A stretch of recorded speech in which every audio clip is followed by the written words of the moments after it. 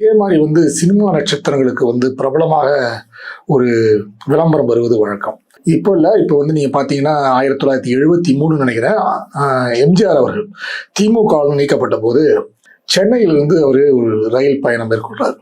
அந்த ரயில் கிட்டத்தட்ட மதியம் அன்றைக்கு அடுத்த நாள் மார்னிங் போய் சேரணும். ஆனால் அடுத்த நாள் மார்னிங் தான் போய் சேர்ந்துச்சு. அவ்வளோ கூட்டம், அவ்வளவு இடத்துலையும் வரவேற்பு. எங்கே போட்டாலும் அங்கங்கே மக்கள் கூட்டமாக ட்ரெயின் நிற்க வச்சு வரவேற்பு வழங்கி கிட்டத்தட்ட 24 மணி நேரம் ஆச்சு அந்த ட்ரெயின் போய் சேர்றதுக்கு. அது எம்ஜிஆரோட பவரை காட்டணும்னு முயற்சி பண்ணார் எம்ஜிஆர். நான் எவ்வளோ பெரிய பவர்ஃபுல் தெரியுமா, என்னை நீக்கிட்டேன்னு கட்சியில இருந்து என்னோட பலத்தை பார்க்குறியா அப்படின்னு சொல்லி கிட்டத்தட்ட ஒரு 8 மணி நேரத்தில் போய் சேர வேண்டிய ட்ரெயின் 24 மணி நேரம் ஆச்சுன்னு எல்லாருக்குமே பழைய அரசியல்வாதிகளுக்கு தெரிந்த செய்தி. அது எல்லா இடத்துலையும் கூட்டம். ட்ரெயின் அங்கங்கே இந்த ட்ரெயினில் எம்ஜிஆர் வரான்னு சொன்னாலே எல்லா ரயில்வே ஸ்டேஷன், சின்ன சின்ன ரயில்வே ஸ்டேஷனு, அது இல்லாமல் ட்ராக்லேயே அப்படி நின்று எப்படி ட்ரெயின் எங்கே போகும் அப்படியெல்லாம் ஒரே பயங்கர வரவேற்பு. ஆனால் இன்னொரு விஷயம் என்னன்னா, அதில் ட்ரெயினில் பயணம் செய்தவர்களோ பெருமைப்பட்டாங்க.